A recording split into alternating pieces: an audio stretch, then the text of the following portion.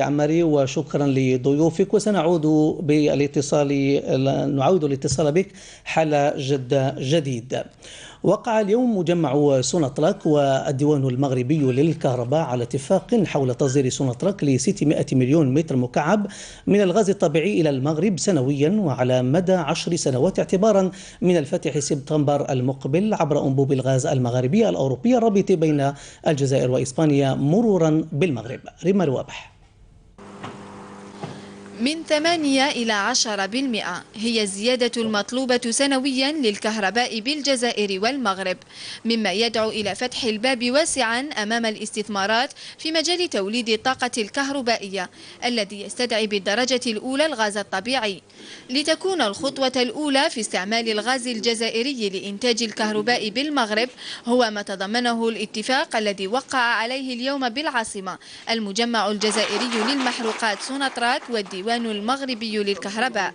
هذا هو العقد بيع وشراء غاز طبيعي للمغرب الشقيق. هي عقد تاع 600 مليون متر مكعب في العام، ونبداو عام سنة.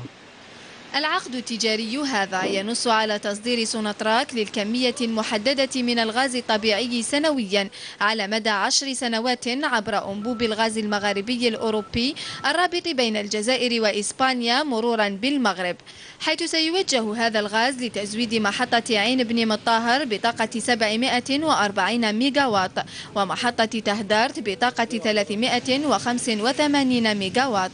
هذا عقدة أولى إن شاء الله غادي تفتح لنا الباب لاستثمارات أخرى في ميدان استعمال الغاز الطبيعي لإنتاج الكهربائي. هل في مشاريع أخرى في الأفق يعني إن شاء الله؟ احنا لحد الآن يلا في الدراسة، وإن شاء الله نقدموها في وقتها.